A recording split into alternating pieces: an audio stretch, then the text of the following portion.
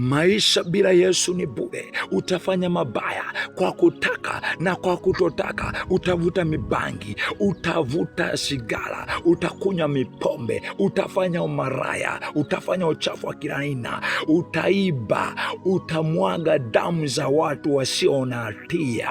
Kwa sababu nasema nini? Maisha bila Yesu ni bure. Kwa nini nasema ni bure? Kwa kuwa utafanya mambo yatakayoleta hasara kwa familia yako, yatakayoleta hasara kwenye kizazi chako, yatakayoleta hasara kwenye mwili wako wewe mwenyewe na kwenye maisha yako. Utafanya mambo ambayo yatarani maisha yako yote mpaka unaondoka duniani, kama vile ulivyomwaga damu za watu Oktoba 29, ulivyoua na miili ile haujataka kuikabidhi kwa ndugu zao. Na kuambia hivi, na kuambia laana ya kile kibaya, mabaya uliyoyafanya, uliyoyatenda, yatakuwa pamoja na wewe. Maisha bila Yesu ni bure. Utafanya mabaya kwa kutaka ama kwa kutotaka. Na kuambia leo hii, na kuambia wewe kijana, wewe binti unayesumbuliwa na mambo mabaya, unayesumbuliwa na umaraya na kuvuta sigara na bangi, na kuambia kwamba kwenye bangi hakuna njia.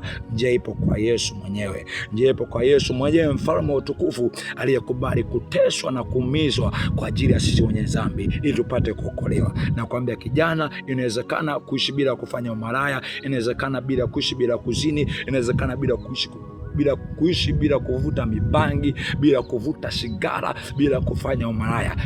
Kwa nini inawezekana? Kwa sababu kwangu imewezekana na Mungu amenisaidia kwa sehemu, na mimi hata kwako inawezekana. Lakini nakwambia wewe, mwaga damu wewe, nakwambia unachokifanya, unachokipanda ndicho utakachokivuna.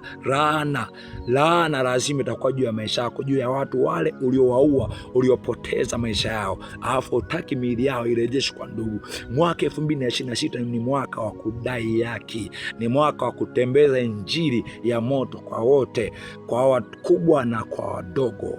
Yesu anarudi.